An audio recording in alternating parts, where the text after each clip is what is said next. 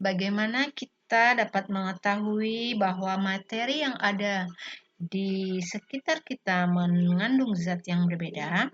Maka kita dapat melakukan uji nyala dengan mencium bau benda yang dibakar.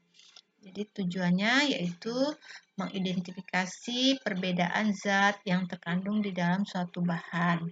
Adapun alat dan bahan yang dibutuhkan yaitu bulu unggas, rambut, sepotong daging, plastik, kayu, kertas, daun, dan lain sebagainya. Kemudian yang harus dilakukan yaitu menyiapkan sepotong kain, kemudian dipotong-potong, lalu menjepitnya dan menciumnya. Sebelum dibakar, dicium terlebih dahulu. Kemudian menyalakan api, lalu membakar kain tersebut. Dan kita cium setelah dibakar. Lalu dengan hati-hati kita mengamati. Jadi sebelum bahan itu dibakar dan sesudah dibakar tentu memiliki perbedaan. Dan setiap bahan tentu memiliki bau yang berbeda-beda. Nah, kita memikirkan mengapa benda yang kita bakar dapat menghasilkan bau yang berbeda-beda. Apabila misalnya bulu dan rambut dibakar, apakah memiliki bau yang sama? Dan apabila benda yang dibakar tersebut tentu menyebabkan zat-zat yang terkandung di dalamnya berubah menjadi zat yang lain. Terbentuknya zat baru ditandai antara lain oleh warna, perubahan warna, dan bau yang berbeda. Dengan kata lain, bila bau yang kamu cium berbeda, berarti kandungan bahan yang ada pada benda itu berbeda. Bahan-bahan yang berbeda terdiri atas senyawa-senyawa yang berbeda dengan atom penyusun juga ada yang berbeda. Selain disusun oleh molekul yang berbeda, sifat-sifat suatu materi yang berbeda juga dapat disebabkan oleh perbedaan susunan molekul-molekul dalam materi itu. Misalnya, kita ambil contoh kayu yang dibuat pensil dan amilum yang ada pada umbi kentang.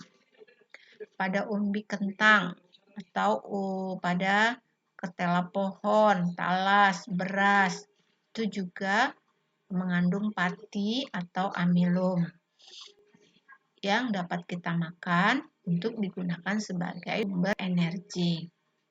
Pati disusun oleh molekul-molekul yang berantai panjang. Rantai panjang tersebut disusun oleh unit-unit molekul yang lebih sederhana, yang disebut dengan glukosa. Antara molekul glukosa yang satu dengan yang lainnya dihubungkan oleh atom oksigen dengan ikatan glikosida. Nah, ini adalah ikatan glikosida. Ya. Molekul glukosa menyusun amilum tersusun dari atom karbon, hidrogen, dan oksigen dengan perbandingan tertentu. Kayu yang ada pada pensil itu tersusun dari selulosa yang juga mempunyai rantai panjang. Molekul panjang tersebut terdiri dari molekul-molekul glukosa sama seperti pada molekul pati. Kalian bisa amati di gambar ini. Nah, apa perbedaannya antara molekul selulosa dengan pati atau amilum?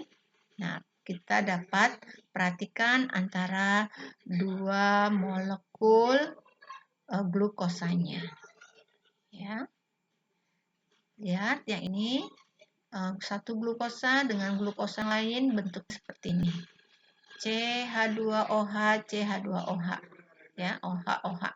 Kalau ini CH2OH, ini OH-nya di atas, CH2OH-nya yang satu di bawah. Jadi, perbedaan inilah yang kemudian menyebabkan berbeda antara pati dengan selulosa. Jadi, selulosa merupakan zat yang keras, tetapi jika dimakan oleh manusia sulit dicerna oleh tubuh. Sedangkan amilum tadi pada umbi-umbian ini dapat dicerna dan dapat digunakan sebagai bahan makanan. Dan persamaan selulosa dan amilum mempunyai molekul penyusun yang sama, yaitu glukosa.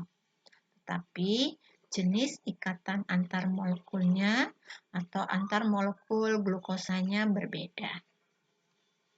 Baiklah, perbedaan molekul dan senyawa. Pada contoh-contoh senyawa yang telah kita pelajari, masing-masing senyawa mempunyai rumus molekul tertentu. Rumus molekul menunjukkan jenis atom yang menyusun suatu molekul dan perbandingannya. Misalnya pada molekul H2O yang sudah dicontohkan sebelumnya, terdiri atas 1 atom oksigen dan 2 atom hidrogen. Mengikat 2 atom hidrogen.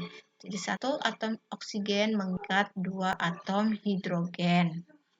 Maka akan terbentuk senyawa yang berbeda, yaitu hidrogen peroksida. Ya. Bila 2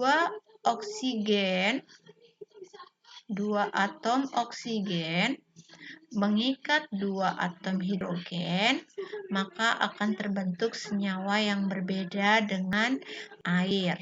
Senyawa yang terbentuk adalah hidrogen peroksida atau H2O2. Hal ini menunjukkan bahwa perbandingan jumlah dan jenis atom dalam suatu molekul akan menghasilkan senyawa yang sifat dan jenisnya sangat berbeda. Air dengan hidrogen peroksida dengan perbandingan jumlah atom yang berbeda menghasilkan sifat dan senyawa yang sangat berbeda. Baiklah, di sekitar kita ada 25 unsur penting untuk keberlangsungan kehidupan makhluk hidup termasuk kita manusia. Unsur tersebut 96% ada di dalam tubuh kita, yaitu oksigen, karbon, hidrogen, nitrogen. Sedangkan 3,99% mengandung kalsium, fosfor, kalium, sulfur, natrium, klor, dan magnesium. Kita akan lanjut kepada atom. Atom tersusun atas partikel-partikel atom yang disebut dengan subatom. Nah, subatom ini terdiri dari neutron, proton, dan elektron. Neutron dan proton membentuk inti atom.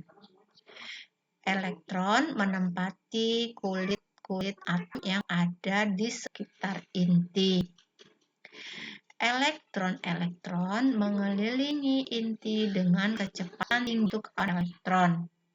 Elektron dan proton merupakan partikel subatom yang memiliki muatan yang berlawanan, sedangkan neutron tidak bermuatan. Elektron memiliki muatan negatif, sedangkan proton memiliki muatan positif. Baik, kita nanti lanjut ke perkembangan teori atom.